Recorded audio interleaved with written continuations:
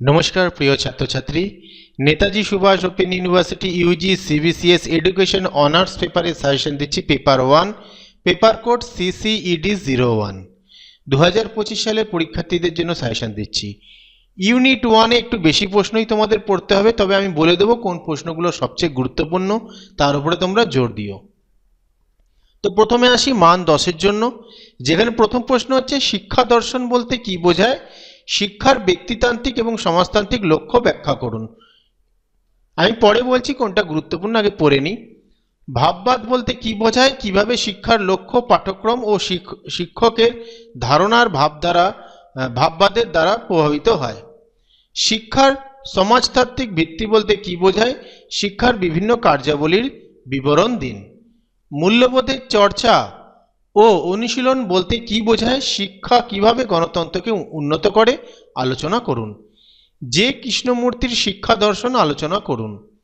শিক্ষাক্ষেত্রে বৌদ্ধ দর্শনের অবদান ব্যাখ্যা করুন। একজন আদর্শ শিক্ষকের দায়িত্ব কর্তব্য সমূহ আলোচনা করুন। শিক্ষা বিষয়ক চর্চা বলতে কি বোঝায়, এর ধারণা, প্রকৃতি ও সুযোগগুলি আলোচনা করুন। শিক্ষা চর্চার ভিত্তি হিসাবে শিক্ষা দর্শনের তাৎপর্য আলোচনা করুন। শিক্ষা দর্শনের মূল প্রস্তাবনাগুলি ব্যাখ্যা করুন। তাহলে সবচেয়ে গুরুত্বপূর্ণ প্রশ্ন অবশ্যই আমি 1 এবং 2টাকে রাখছি। তারপর যে কৃষ্ণমূর্তির শিক্ষা দর্শন, 6 এবং 7 গুরুত্বপূর্ণর মধ্যে আমি বেশি গুরুত্বপূর্ণের মধ্যে রাখছি। মান 6-এর জন্য দুটো প্রশ্ন রেখেছি, দুটো প্রশ্নই পড়বে। কিভাবে শিক্ষা ও সমাজ সম্পর্কিত ব্যাখ্যা করুন। শিক্ষাগত অধ্যয়নের প্রকৃতি ও পরিধি আলোচনা করুন। মান 4-এর জন্য ধর্মনিরপেক্ষতা টিকা, সাংখ্য দর্শনের নীতিতত্ত্ব, পরোক্ষ সামাজিক গোষ্ঠীর বৈশিষ্ট্য, বিশ্বায়ন, সাংস্কৃতিক বহুত্ববাদ এবং শিক্ষায় স্বাধীনতার ভূমিকা উল্লেখ করুন। পরের ইউনিট থেকে পড়বে মান 10, দুটো প্রশ্ন দিচ্ছি, দুটোই পড়তে হবে।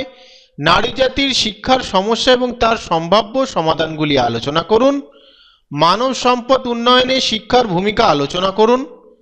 মান 6-এর জন্য মানব সম্পদ উন্নয়নে শিক্ষার ভূমিকা উল্লেখ করুন। মান 10-এ দিয়েছিলাম, দেখো মানব সম্পদ উন্নয়নে শিক্ষার ভূমিকা, মান 6-এও রয়েছে। এই প্রশ্নটা দু জায়গায় আসতে পারে, তাহলে মান 10-এর যদি আমরা ভালো করে পড়ে নিই তাহলে অনায়াসেই আমরা মান 6টা লিখতে পারবো। তো মান 4-এর জন্য সুপ্ত মানবিক সম্ভাবনা কি বা এর টিকা, মানবাধিকার বলতে কি বোঝায় বা মানবাধিকারের ধারণা, অথবা RTE অ্যাক্ট কি। একক 3 থেকে মান 10-এর জন্য পড়বে একটি মাত্র প্রশ্ন দিচ্ছি, বিদ্যা শৃঙ্খলা কি, উদারনৈতিক শিক্ষা ও ফলিত শিক্ষার মধ্যে পার্থক্য নির্ণয় করুন। শিক্ষার প্রধান ভিত্তিগুলি কি কি ব্যাখ্যা করুন। মান 6-এর জন্য এই অধ্যায় থেকে পড়বে শিক্ষার ভিত্তি সম্পর্কে আলোচনা করুন।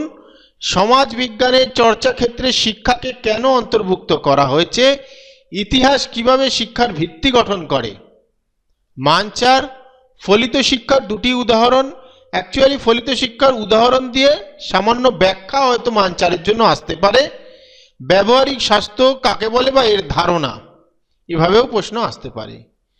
একক 4 হয়ে গেল, এখানে একক 3 হয়ে গেছে, একক 4। এবার মান 10-এর জন্য একটি মাত্র প্রশ্ন দিচ্ছি, তাৎপর্য ও উদাহরণ সহ বিভিন্ন প্রকার শিক্ষা আলোচনা করুন। মান 6-এর জন্য শিক্ষার লক্ষ্য বিবৃত করুন। মান 4-এর জন্য শিক্ষার সামাজিক লক্ষ্য বলতে কি বোঝায় বা এর ধারণা।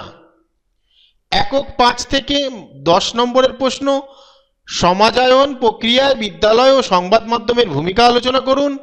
মান 6 শিক্ষার সংস্থা হিসেবে পরিবারে আলোচনা করুন। মান 4 বিদ্যালয়ের কার্যাবলী, শিশু কেন্দ্রিক শিক্ষা বলতে কি বোঝায়, শিক্ষার উপাদানগুলি কি কি। একক 6 থেকে পড়বে মান 10-এর জন্য সংস্কৃতি সংজ্ঞা দিন, সংস্কৃতি প্রসঙ্গে শিক্ষার ভূমিকা আলোচনা করুন। সাংস্কৃতিক শূন্যতা বলতে কি বোঝায়। একবিংশ শতাব্দীর শিক্ষা কমিশন ইউনেস্কো 1996 অনুযায়ী শিক্ষার 4টি স্তম্ভের বিশ্লেষণাত্মক আলোচনা করুন। এবার এই ব্যাপারটা 4টি স্তম্ভ কিন্তু প্রতি বছর প্রায় আসেই, ভালো করে পড়বে। মান 6 সংস্কৃতির বিভিন্ন দিকগুলি আলোচনা করুন। মান 4 সংস্কৃতি ঐতিহ্যের সঞ্চালনের টিকা, জ্ঞান কি বা জ্ঞানের ধারণা এর টিকা। এই হলো আপনাদের সাজেশন, এগুলো ভালো করে পড়ুন, অবশ্যই পরীক্ষায় ভালো হবে। এগুলো তো আপনাদের যে পরীক্ষা হবে সেটা সবচেয়ে গুরুত্বপূর্ণ প্রশ্ন এইগুলোই এবছরের জন্য। তাহলে ভালো করে পড়তে থাকবেন। যদি ভিডিওটা ভালো লেগে থাকে লাইক কমেন্ট শেয়ার করে দেবেন।